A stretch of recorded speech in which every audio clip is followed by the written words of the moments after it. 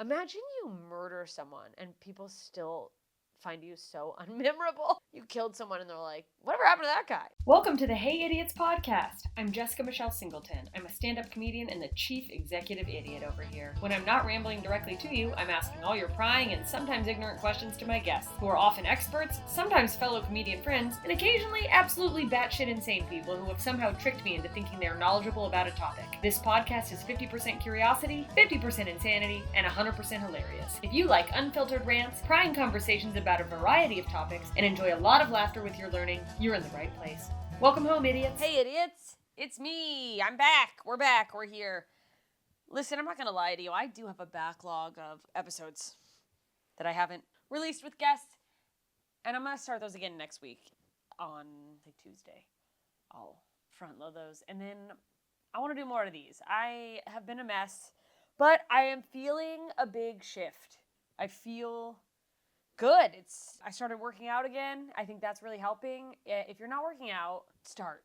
Do it for your brain, if not for your body. You know, I'm not gonna be the person. I've worked out 2 days in a row, and now I'm like, you guys got to make sure you get it in. You gotta stay fit, dude. That's what I do. I will do something once and then be like, this is my whole personality for like 3 days, and then burn out. But I am exponentially better in my brain, in my mental health, when I've moved my body. I had a great day yesterday. Before I go into that, and then we'll talk about what's going on in the world and get silly, I do want to say, if you are listening and you're in Los Angeles, I have a charity show next Thursday, and I need you to be there.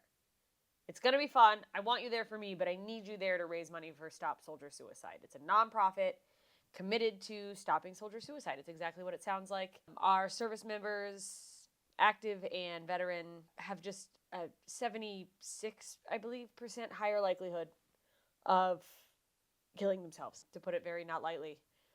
Sorry if that triggers you. I'm not going to not say the words. That's not going to happen here. I'm not going to go unalived. It has not once stopped someone from suicide by using that word. They're at higher risk, and I lost my brother Nathan, as some of you know, and I don't know. I want to do something to help people who are still here, who might be struggling. So this is what I'm doing.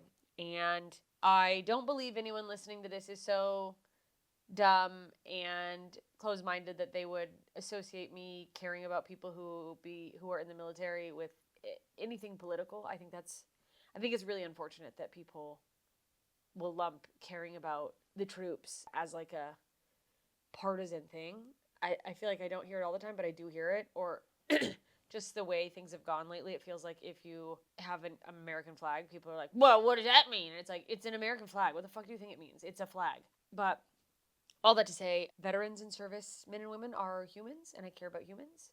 And while I don't always agree with the things our government does, I am never going to be pro-war. I definitely don't agree with several of the choices throughout history we've made. I don't hold the people in our military responsible for that. They are just doing their best to do what they feel is right to defend our country, even if we think it's fucking stupid that we're doing these things. They are defending our right to be able to express that.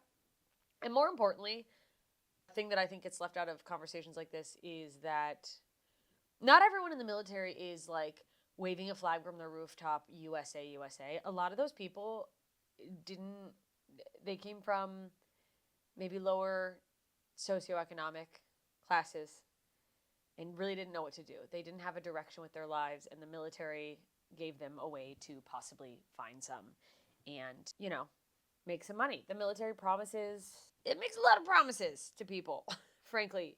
And sometimes I think the GI Bill, they go, yeah, they're going to fund your education. It's like, yeah, they promise a lot because they're assuming people aren't all going to make it back to take advantage of that, which is a horrifying truth. But that aside, it's just regular guys and gals, a lot of it. People like us who just didn't know what to do, so they thought, I'll do this, and my country will take care of me. And I don't want to get too heavy. I didn't mean for this to get heavy. It was supposed to be a light thing, and I promise I'll move on quickly. But there was a protest against Donald Trump, the government, the whole presidential party, on March 15th, specifically by veterans across the country, because a lot of the funding that goes to the VA to helping our veterans was on the chopping block.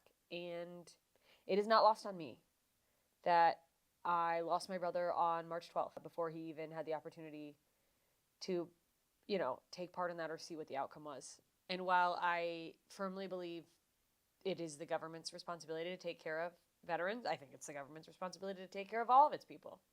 I think we pay taxes, we should be taken care of. We should get health care, a million things. I don't think in failing to do that on their end, we should just go, well, that's their job, so we shouldn't help people. I think we should help people. And veterans are people. And servicemen and women are people with families and humans that are just trying to live their lives. And this is a nonprofit that helps them find a way to live them in the best way and get the resources to know that their life is, in fact, worth living. So that's what I'm doing with my grief at the moment. But this it's the government's job. I'm not doing that. It's the government's job. Okay, you're the shitty roommate who would just let a place stink. You're the passive-aggressive, I'm not doing that because they didn't do this. I've been taking out the trash the whole time, so I'm just going to stop taking out the trash. And yeah, should the other roommate take out the trash sometimes? Sure, but you're just going to let the world around you rot out of spite? You're fucking stupid. Anyway, next Thursday, May 22nd, it's an early kickoff for Memorial Day. Look at it that way. It's at 9:30, which I know is a little bit late. Have a late coffee, come to the show. So if you are in LA or if you know someone in LA, please, please, please send them to my show. I obviously love having people at any and all of my shows. Speaking of which, I will be announcing late summer and fall tour dates very soon. But of course, I want them to come for me. I would love for them to be like, I'm here for you, among a lineup of killers, including Tim Dillon's going to be there. He's the fucking funniest person in the world. And Brad Williams, so incredible. And a couple others who I just haven't fully locked in, if I'm being totally honest with you guys. They're going to be great, whoever they are. It's availability and tracking people down and between touring and figuring out who's in LA. It doesn't matter. The point is, already a killer lineup with the three of us. Do it for the charity. Do it to help someone feel better. Forget about the bullshit and the this and the that, and we're all struggling in different ways. Isn't it nice to, you can go do something to help yourself, help your own mental health, going out for a night of comedy? One of the best things you can do in terms of an easy action you can take to help yourself feel good. But not only that, you get to leave feeling like a hero because your money is going to help this nonprofit, Stop Soldier Suicide. You're literally stopping soldier suicide. You are a hero. You get a medal. There won't be medals. I should give medals. Anyway, it's good to be here. Good to be back, ? I hate saying question mark. I want to be consistent. You know what I really need as a producer? I need to stop. I need to figure out having someone either do this or going into a studio. I've just been trying to save money. I'm trying to save money left and right. Nate and I are going to move probably into a new place. We're going to downsize a little. We have this extra bedroom, which is my podcast studio. But obviously, especially if I went somewhere to do it, that would alleviate the need for that. But it's like I can make a space anywhere. I don't need the second bedroom. And we're just at this place where it's like, money's coming in. Let's really save and build for our future now that we're in what feels like a financially stable present. I'm knocking on wood because, he's fully stable, but comedy's always, is she a trip? Yeah. So that's just part of it. Moving, what a fucking nightmare. I've done it so much that it should be easy, but I get so obsessive over looking for places. It's like consumes me. Also, I'm going to be gone for half of June, which is maybe when we'd have to move. I'm really ditching out on Nate with what can I do? The trips are already booked. But I did tell him, I don't know how much I'll regret this, but I'm saying this on the record. I am gone for 2 weeks in June. A little over 2 weeks, in fact. And I told Nate in that time, because I'm so ADHD, I have things. I don't know if anyone else is like this. I'm not a hoarder. Let me say that. And saying that, a lot of you are going, sounds like this woman is about to tell us she's a hoarder. I have little things, little trinkety things, a lot of clothes, accessories that I rarely wear. I'm definitely not a minimalist. I have more things than Nate. But the thing is does anyone else have this? You go I'm going to go through my stuff, maybe spring clean or get rid of things. And then you're pulling stuff out that you have not touched in years, but you're like, one of these days. Or just, you never know. You never know when I'm going to need that.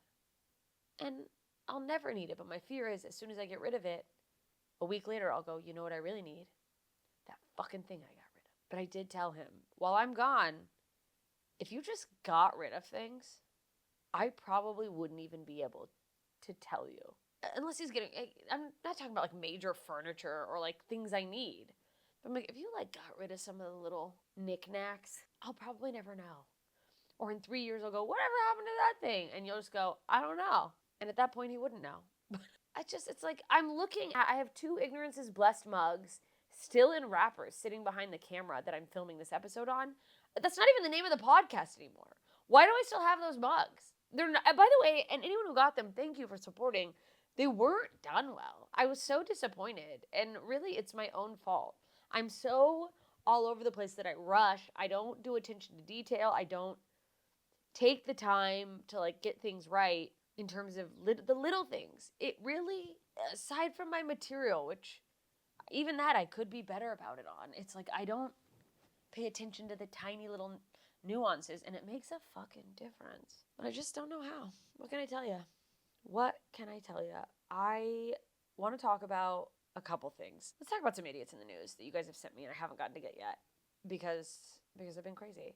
Honestly, but I'm feeling really good. I'm feeling motivated. I feel like, I don't know what has happened in the last like couple days. Cut to me 3 weeks from now finding out that I'm just in some sort of manic episode. I don't know. I had been in, I know I'm grieving. I know that's part of it. But I think even prior to losing my brother, I've just been in this sort of like dark headspace about comedy where I wasn't feeling good. I can't even find a better word. I want to use a better word than like, I just wasn't feeling good. But it's just like, I felt critical of my material and the things I was working on. I felt like I didn't fit in anywhere. I didn't feel good. It felt like when I went places, this is like mental health stuff, but it's like I would go to clubs and just feel like, and this is totally, I know logically, I don't say this isn't a thing at all, because comedians are shitheads and will like sit in the back of the room or whatever. So and so. Everyone thinks they're so fucking great and everyone else sucks and it's exhausting. Why can't people root for each other? Like, I'm at the point where like, I've tried so hard to help people so often, and then people are just like, so many comics are just so negative and like afraid if they even say someone did a good job, it will somehow impact their own personal career. So it's not like completely without merit, like a crazy level of paranoia, but it's like, oh, I wouldn't have like a set where I feel like I absolutely crushed and I'm like, the comics in the room are probably like, she's fucking not funny. Like, whatever, dumb, insecure shit.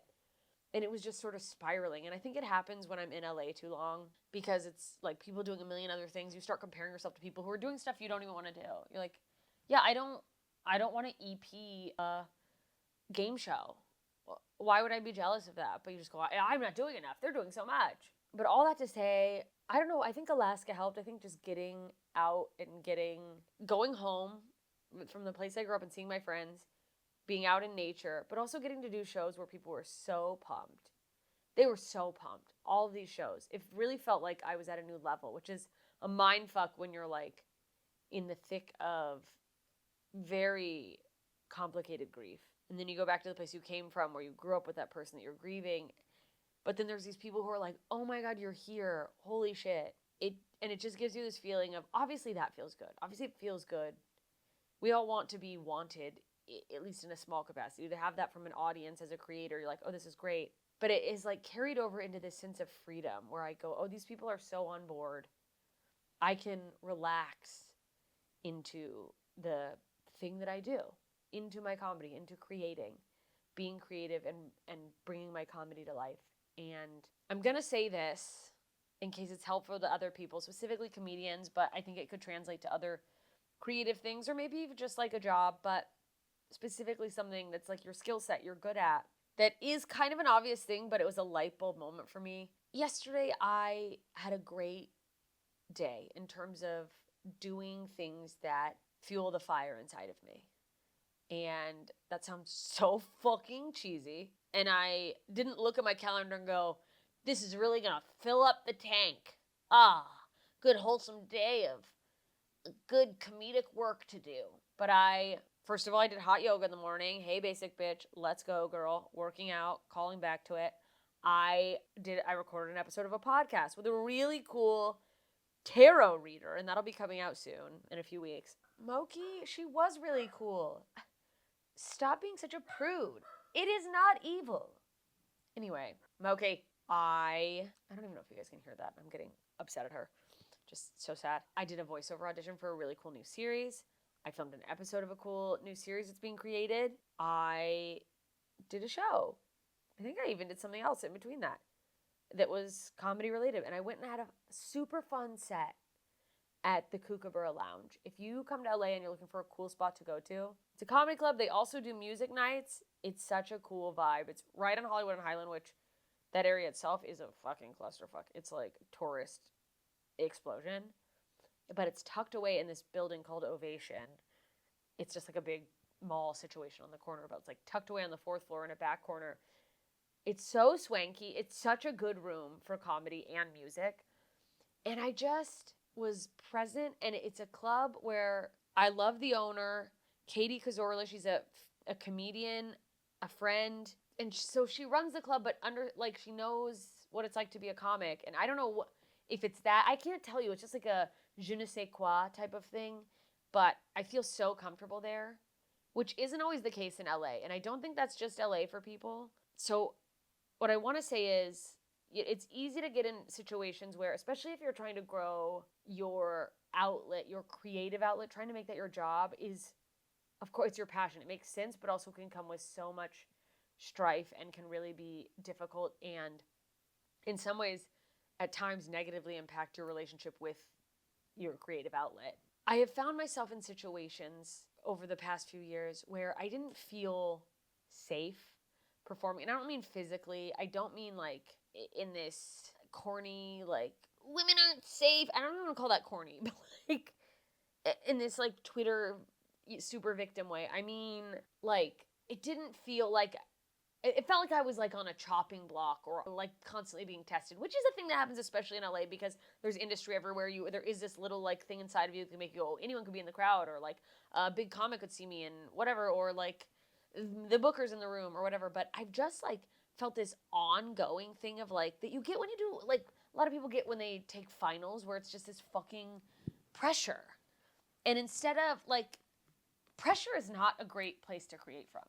The creation should come from like joy or experience, or like it can come from several emotions, but feeling pressured to do well creating. I mean, imagine if someone had just fucking stood over Michelangelo's shoulder. Imagine if someone had just stood over Michelangelo's shoulder. Just, what you doing there? What's going on with the eyebrows? Not bad. I mean, have you ever had a micromanaging job? That's what a lot of times going on stage in LA feels like, is that your manager, not your literal like talent manager, but like the manager. You have this feeling of like the manager, your coworkers are all staring there, looking over your shoulder going, well, what are you doing? What are you doing at work? What's going on here? And it's like, do your own fucking work. But something about that dissipated in the last little bit is all I want to say. And what I've realized is I need to do comedy from a place of feeling safe to be myself, feeling accepted, feeling comfortable, feeling welcome. In order, and that's not like, I can't do it if I feel stressed. That's not, I'm saying for my art to be maximum potential best, it will always be best if I'm in a situation where I go, everyone in the room trusts me to do my job. They're excited about me doing my job. No one thinks I need to prove I can do the job. And I love doing the job. That's what I have to remember. Because I've also done it with writing submissions, auditions. It's like you go, it's this pressure of like, I got to give them what they want. It's like, no, just do it the way you want to do it. Experience the joy of doing it. Let go of trying to fucking give them what they want or what's the thing. That's, first of all, never going to work because, spoiler alert, the industry has no fucking clue what they want. If they did, we wouldn't all be like, I got to get more followers. They don't know what they're looking for. Sometimes they get it wrong. Sometimes they don't know they're looking for something until they find it. So the best thing you can do is lean into the best version of yourself. And I guess I just had that sort of epiphany of like, when I'm doing these things, I don't need to go, God, the clock is ticking. I've got to I've got to prove to so-and-so. I'm not going to be good if I feel like I have to prove something to someone. I'm funny. I don't need to prove that. That is a fact. That is part of my essence. That is in who I am. And it's so ironic to say that after I've gone on such a long, unfunny rant. Holy fuck. But all of this to say, like, create from joy, the joy of doing it, not the fear of what will be the outcome, how it will be received. And if you are genuinely good at what you do, it will be the most well received. And if you're not good at it, I can't fucking help you. But all that to say, I'm feeling good. Unfortunately, this man in England, Wolverhampton, England, is not feeling good after he, oh my God, cemented his head in a microwave. I can't handle it anymore. You fucking internet viral video idiots. My boyfriend, shout out to NATO Nation, sweetest man, bless his heart, he like sent me a video course. And there are things that I have taken from it that were helpful, but like it was about how to make videos that go viral. Tapping into making better reels. He's on my ass all the time about like doing more reels, not just stand up, because he thinks I'm funny and he wants the world to see that. He's, likes the type of characters I do. He thinks I have funny ideas he knows that I have funny ideas that don't have to just be from the lens of stand up, but this video, and I'm sure it's so helpful to a lot of people. And there, again, were little nuggets that I did like, okay, this is information that I can use and think about when I am creating. But this was really like a lot of tips for if your goal is only I want to make viral videos. Not I want to be respected in my art form. Not I want people to know I create in a certain way. I want them to know my tone of voice. I want them to know I'm a stand-up comedian. I'm a performer. I do comedy. I create characters. I act. Et cetera, et cetera. It was just like, what will people keep watching? And man, the advice they gave, I'm sure is... Sorry, I just silenced a phone call and then got afraid that I'm just barking at my phone while someone's on it. They're not. It was Steph Tolov. What up, Steph? Fuck you. I'll call you back. I don't know why I said fuck you. She's never going to hear this. I'm sure the tips, as I was saying, are so great. If your only goal is like, I just want to get a bunch of views and keep getting views and share and be viral. But like, that's not what I want. I do want that because it will help sell tickets. It helps my career if more people find me. I would love to have more of that, sure. Because that's the world we live in where you have to be active on social media for the most part, for anyone to find you, for the industry to give a shit. But like, that's advice for people who are like, well, I want to be famous. I didn't start comedy because I want to be famous. It's weird because it's in entertainment and theoretically, like if it goes well, that probably in some capacity does go hand in hand with it. But especially if you're doing stand-up, if you're like, your face is part of the performance. But I did it because I like doing stand-up. Like I was like, this brings me joy. I feel like I'm good at it. I feel like it's sharing joy with others. It's spreading that joy. I told myself, by the way, before this podcast, I was like, this is going to be silly and light. Are you guys still listening to this? It's so hard to tap into my silly sometimes when I'm alone. I don't know. It's a mood thing, but it really does speak to why I love stand-up and have not gotten more into making like front-facing, just 2-camera videos. Because I realize to some people what I do is deranged. Going up in front of a crowd and not only like wanting them to laugh, hoping they laugh, feeling like a failure if you're not laughed at by a crowd of people. That in itself is deranged.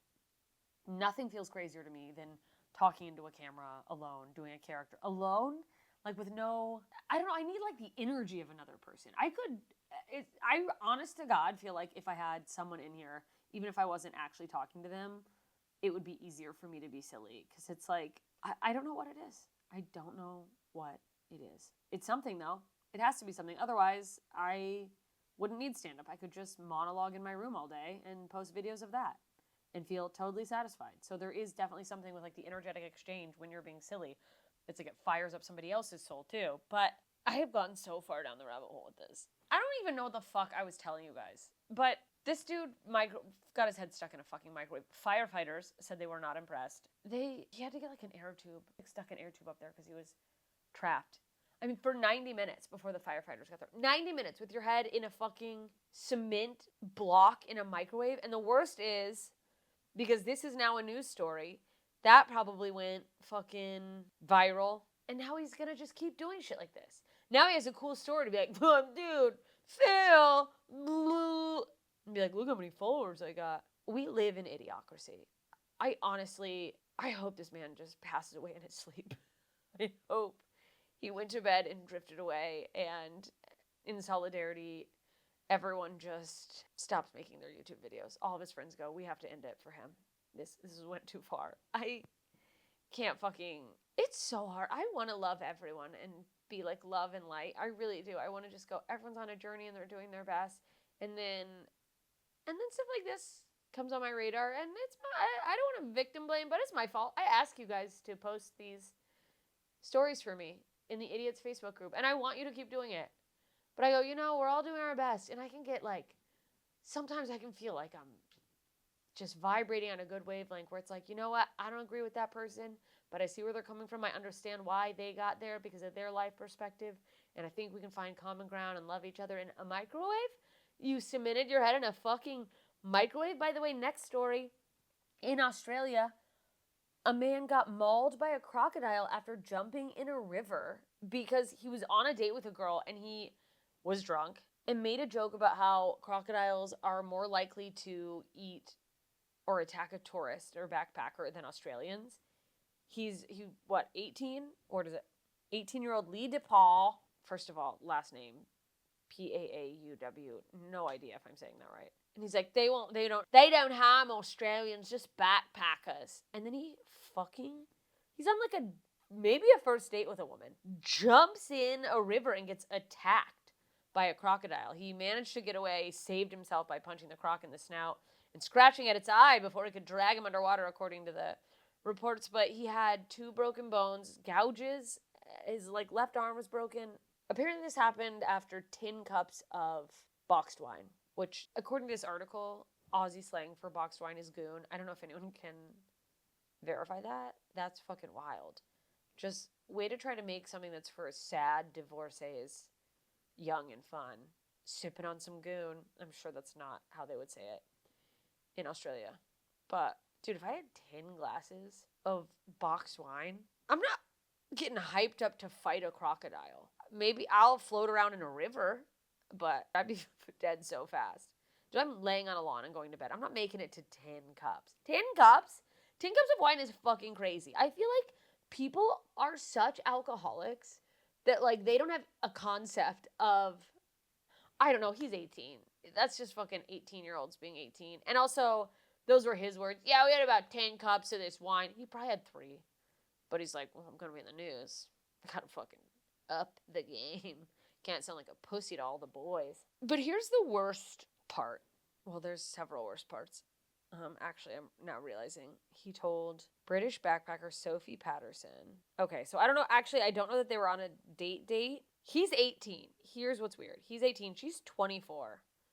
And he did this to impress her. He did this to impress a 20. He's like, you know what, this 24-year-old woman, and I say that lightly, because 24-year-olds, listen, you won't believe me, you won't understand until you're where I'm at, but you're barely adults. You're barely a woman. I think you should make your own decisions and be treated as an adult, of course. But man, you're gonna look back and go, I was fucking, dude, I thought I was so grown up. Does that ever end? Can someone in their 60s tell me at what point they were like, I am grown up now, and they stopped looking back a few years back and was like, what a fucking, I didn't know shit. She said that her and her friends, so I guess maybe it wasn't a date, but they didn't actually think he'd do it. But here's what's fucked up. In this article, she's like, after the attack, there was blood everywhere, and he just wouldn't stop screaming. Imagine me like, they'll never attack me. He's just rolling around writhing in death. He said that this woman, the 24-year-old woman, agreed to go on a date with him afterwards, but she said she'd have to be quite twisted to be impressed by the stunt. And I'm just rereading that. I was going to say, when I initially read that, I thought she was saying she was going to go on the date with him, but was not impressed. And I was going to be like, what is wrong with this woman? Did a crocodile eat her brain? But upon rereading it, I think what happened is he's lying. He's like, yeah, she said she'd go on a date with me, and they found her somehow reached out to this backpacker and she's like, absolutely not. That was the dumbest thing I've ever seen. Boy, I mean, are Australians, has a study been done? Are Australians just like, do they have a higher level of, I don't want to say, I mean, what I'm thinking is just like, the right terminology isn't just like, they have a higher likelihood of just being batshit crazy. But that's what I mean. But is it like a lower risk aversion? It feels like Australians are just wild in a way that is beyond like a general kooky personality thing. Like it feels like is it in the way the sun shines down there? Is it something in the water? Is it the kangaroos? I've met so many Australians who were absolutely some of the most fucking fun, hilarious, a lot of them, and many of them extremely sharp and quick, but also fucking unhinged. And I don't feel like they get enough shit for the fact that they are rednecks. I feel like people go, Australians, fun, kooky, holiday, no, and it's like, they are red. This man jumped in a fucking river and nearly died, fighting off a crocodile. The crocodile hunter, I mean, people make fun of people from the south, but not from down under. Well, Australians are just like the rest of us, is what I'm realizing. And what's so funny is I have moments where I go, wow, like, I think something's so redneck that I go, yikes. But then I also have moments where, like, it's in me. I know that. And I don't actively bury it. I don't, like, try to hide it. It's just sort of, I think it's come from years of bouncing around. And I guess there must have been some level of trying to suppress it in the name of, like, assimilation or acceptance. But it was never, like, don't let them know. But it comes out. It comes out. Like, when I talk about my dog, it makes me realize, like, I know that there's things, like, it's a redneck, like, tell me redneck without telling me you're a redneck. It makes me think about how it would be as a mom, because I'll talk about my dog, be like, she ain't that smart, but you should see her run. She's fast. I mean, like, I'll take pride in her speed, like she's gonna get a fucking scholarship and get out of this town. Because she goes to the dog park and runs really fast. She's so fast. Does anyone else, is this a redneck thing? Is this a human nature thing where it's like inconsequential shit you're still like low-key competitive about? Like, does anyone else get in a hotel elevator and then if someone else gets in and you're on a floor that's higher than theirs, you have this little like, yeah, that's right. I've done nothing. And I just go, you'll make it. You'll get there eventually. Like, it's so stupid. A random assignment of a room, and I'm like, well, good luck sleeping. I want to say one more story, because this is fucking crazy. A jail? Wait, I have to see where this was. Georgia. Jonesboro, Georgia. The Clayton County Jail in Jonesboro, I can't say that, Jonesboro, sorry. The Clayton County Jail in Jonesboro, Georgia. What a fucking mouthful. I'm going to say it again. The Clayton County Jail in Jonesboro, Georgia went into lockdown after officers could not find a missing inmate who was convicted of murder. They lost an inmate, a murderer. They locked down the jail because cops couldn't find a murderer, only to discover they had left the inmate at the courthouse holding cell overnight. Full-blown panic. And this man was just in a cell at the jail. And I feel kind of dumb that this is how I found out that courthouses have jail cells. It makes total sense that they would. Of course they do. But I didn't know that till this moment. Also, it says for the follow-up, for about 12 hours, Julian Brooks Deloach was missing from the county jail where he was on loan from the state prison due to a recent misdemeanor. On loan? What does that mean? Like, I know we have this whole prison industrial complex thing that I don't understand, and like prisoners are doing free labor, and it's technically slavery, and I don't have time to get into it, nor the fucking knowledge, but that really makes it seem like it's like we're not even hiding it on loan. Like, hey, we'll trade you. Is there a trade going on? Like it's MLB? We'll give you a murder. You give us 2 rapists and a litter bug. I don't understand. Also, a loan from a state prison due to a recent misdemeanor. He was convicted of a murder in 1984, but granted parole in 2010, so he wasn't even there because of the murder? Wait, now I have to look up really quick. Obviously, we're going to Google this. Hey, producer, could you Google and see what he did? I can't even cause it. I can't even see what he did because this has caused such a stir, them losing the prisoner, that's all you can find about him. Whatever. I was about to get real fucking, I'm like, oh, now we're a true crime podcast. Honestly, this brings me joy. Not that he got parole as a murderer. I don't know what he did. I will never, murder's, murder's bad, y'all. If there's one thing I can say definitively, murder is bad. That's for sure. There's a lot of other bad stuff, but murder's definitely don't do it. That's all. That's my advice for the day. So I don't know. I would love to have a survey done where people, are there people who think, I guess in cases where it'd be like, is second degree like an accidental murder? Accidental murder. Like, if murder is, if you didn't like whoopsie-daisy slip and drop a knife on somebody, which who does? I don't know. Is there an appropriate amount of time to serve for a murderer that's not the rest of your life? Where we go, you've done your time. You've had enough time out. You can come back into society despite the fact that you murdered someone. Like, no. That's a murderer getting parole is crazy to me. I don't care. I don't believe you've been reformed. Unless self-defense, an accident, those are the only things that, like, make sense to me. But I don't even fucking know why I brought that up. It just came in my mind. Oh, the cops. Losing a criminal. It's just like, it's just so nice. As someone with ADHD who frequently has meltdowns over losing such small things. And not only do I have a meltdown over losing the small thing, I then go into this, I'm working on not doing it, but will I go into a fucking self-hate, negative self-talk spiral so quickly.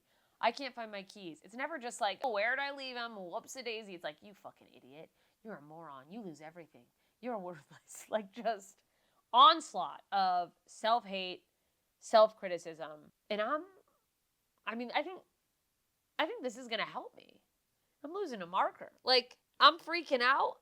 Dude, cops lost a whole inmate. I can chill. Thank you. Thank you, Clayton County Police Department, Jonesboro Police Department, whatever the fuck you're called, for being so fucking stupid that you lost an inmate. Because now I can remind myself of that every time I'm freaking out because I can't find a cord. Where did the lens cap to my camera go? Oh God, I'm not an idiot. I'm a human. Dude, those guys, they fucking left a murder. They forgot a murderer. Imagine you murder someone and people still find you so unmemorable. You killed someone and they're like, whatever happened to that guy? What a nightmare. What an absolute nightmare. I want to comment on a couple things and then we'll get out of here. The FDA is getting rid of fluoride, and I don't know, not getting rid of fluoride. They're like making it so it can't be put in water supply. And I've heard that it's not good for it to be in there. I need to do more research. I shouldn't be talking about this. I just am like, maybe I'm a pussy liberal baby, but dentists are saying this isn't a good idea. And their whole thing is that fluoride is sort of like a helpful, it helps your teeth. It's good for your teeth, and it's in the water to help people who can't like get to the dentist all the time. Maybe they're, can't afford to go every 6 months, or they live somewhere where they're not close to dental services. And this is designed to like keep their teeth healthy. And I'm like, is this what's going on in Great Britain? Is that like why their teeth are like that? And we've just been sitting here going, British people. And it's like, no, it's because we have this thing that is poisoning us in other ways in the water. But also, dude, I paid a lot of fucking money. My mom got me Invisalign. And I have whitened, on these chompers, if this water situation fucks up my teeth, I'm going to be so mad. And of course, the first place to get rid of it are Utah and Florida. So, sorry, Florida, I know you're also my people. But I just go like, it's got to be super religious. It's people who homeschool their kids. It's that kind of, we don't want anyone putting anything in our body. And it's like, your kid's going to fucking die of the bubonic plague living in a rock in George or whatever the fuck, Utah, because I don't have to pay as many taxes if my house isn't built all the way or whatever the fuck. Like, what are we doing? It does feel like, I know there needs to be a gray area, and of course you should have the choice, I guess. Can you like choose? Could they like go house by house and put like, turn off a filter for the fluoride? At this point, I made it this far. I'm a fluorider. Man, the fact that Florida's getting rid of that is like, someone's really missing out on a big marketing campaign, either for or against it. Florida. I don't know. I mean, RFK's really in there fucking around with shit. Like, not fucking around, really, is what I mean. And I'll say this, like, he's taking out a bunch of these, like, poisons and dyes that have been in food. We've just been eating poison, by the way. All these companies, people have been like, well, how are underprivileged families supposed to eat food if Nestle can't put these dyes in foods? It's like, bitch, they make that for other countries without the dye. You just been getting fucked. You've been getting poisoned. For what? Like, are all these companies in bed with the pharmaceutical industry? This isn't funny either. But what is funny is Meghan Trainor losing weight and still trying to sing that fucking, like, fuck you. I'm sorry. Fuck you, Meghan Trainor. You built a whole career pretending to be confident in your fat body, and all these other fat girls were like, yes, queen. Women who actually were comfortable in their bodies and owning it, they're like, yes, she's like the rest of us. Fucking giving you their money, pumping your songs. All of those women should get her residuals because she lost weight. Fine, if you want to get healthy, of course, get healthy. That's what I think. Loving your body, I think, is taking care of it in the way that feels good. To write a song where she like shits on skinny people in All About That Bass. Somebody tell the skinny bitch is that. Like, to use a weight loss drug? Are you out of your fucking mind? I hope they bury her alive. I hope all of those big girls just band together and just toss her body around like a rag doll in a fucking crowd surf until she just... Never mind. I don't know what I'm saying. She has a line where she goes, yeah, it's pretty clear. I ain't no size 2. And she did a live concert and she said, yeah, it's pretty clear. I got some new boobs. So it's like, not only am I skinny, I have fake tits. That's the base I'm talking about now. It's swindling. It's scumbag capitalism. People will just pretend to be something to rake in money for people. It's like when Target sells gay shit. Not for a second did I believe that Target was really pro-LGBT. They're just like, ooh, a way to grift and make money. And like, that's what I feel like she did. You could be a big girl and be confident and just write music, but you could be a big girl, be confident and write songs about how great it is to be a big girl and fuck skinny women, and then use weight loss drugs? You fraud piece of shit. Meghan Trainor. Meghan got a trainer. Did she? I don't know. And it's like, at least cop to it, I think. I don't know. What do I know? I don't know what I would do in that situation. I can't know what I would do. Because I've never been in that situation, really. But like, just go, okay, yeah, you know what? I realized actually I was unhappy. And I was lying and I was overcompensating with the songs and the putting down other women. It's because I wasn't happy. Because that's the thing I think. There's this like whole culture of women who are like so confident. I love everything exactly the way it is. I accept myself and they're my age and I just like 100% good for them if it's real. I don't get it. I don't understand how we grew up in the same timeline and I myself and so many other women I know are so fucked up about our bodies and in this like self-doubt, self-judgment, always trying to get thinner, get fitter, get younger, bullshit. And you're just totally, I just don't understand how. What happened? What was the difference? What was your mom like? What did your mom say to you as a child? Why did none of the media affect you? Or are you lying? And I don't like that. I don't like going, you're lying. You're lying. There's not a woman who grew up in millennial time who is overweight and is like, I love my body. No, you're overcompensating. I don't like that I feel that way. And I know some of that is my own insecure fucked upness, but like, I don't believe you. I don't know how you, what media did you ingest? Are you from another planet? Like, I want that. I want that for all of us. I would love to get there. I don't know how to get there. I don't know how much work I have to do to not, like, at what point are you good enough? And then at that point, like, how do you become good enough and not fucking unbearable to be around for everyone else? Because they're like, yeah, we get it. You love yourself. We'll all just be here, I don't know, pulling our hair out to the end of time. Was this fun?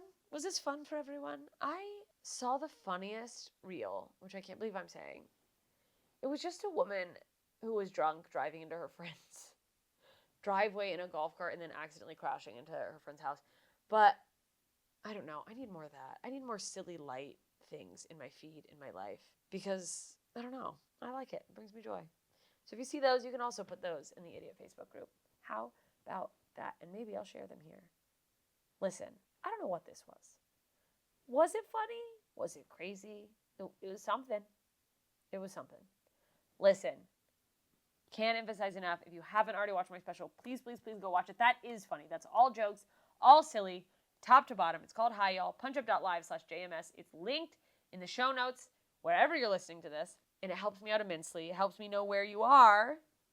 Thank you, creepy internet lords. So I can know to come tour there so you can see me live, see the new stuff live. It's always better live. And I'll put more exclusive stuff on there. I have been thinking like maybe I should put this behind that, behind my punch-up wall or like what? I don't know. I'll probably come up with something to put out there, some type of series. I don't know. If you guys have suggestions based on stuff I've done in the past that you feel like, oh, maybe something like this, holler at me. I will announce more tour dates soon. I am in Tampa on July 3rd. Speaking of shitting on Florida, I love you guys. And I'm actually genuinely excited to be there July 3rd. And going back to Anchorage and doing an actual stand-up show July 24th, right before my reunion, high school reunion. London, June 1st. And then I will be announcing an onslaught, a slew, a barrage of dates soon. And the show on the 22nd of May, which I talked about up top, I'm donating all of the proceeds of that to stop soldier suicide. For the rest of the year, my tour through the rest of the year will also benefit. I can't, unfortunately, afford to donate all of the proceeds because I am a working class comedian. I'm blue collar, just like many of you. But I will be donating a portion from every show, and I will be doubling that portion for all sellouts. So basically, my plan is to give guaranteed 10% of whatever I make. And what I make depends on tickets I sell. So help me help other people by coming to the shows, spreading the word, telling people who are in these cities that you know love to laugh, that could use a laugh, to come see me. And then if everything that sells out, I will do 20%. And then I'm going to do a thing that I have done several times in the past, just choosing random charities, but it will all be focused towards this one, where I give 50% of my merch proceeds to this charity. Stop Soldier Suicide. Look it up. Help out. Get involved. Or don't. But if you're thinking you want to get involved and make a donation, right now, May is Mental Health Awareness Month, and Men's Warehouse is matching donations over there. So I will actually put a link to that, to their website, in the show notes as well. So if you'd like to just make a donation in honor of giving a shit, in honor of someone you love that's in the military, in honor of my wonderful brother Nathan, who we lost, whatever it may be, I know that they could use that help, and more importantly, spread the word on these resources to help people. All right. Thanks for listening. Thanks for being patient with my ignorance. Ignorance. Boy, I have cotton mouth. How did that happen? I didn't even smoke weed. Well, see you soon, idiots.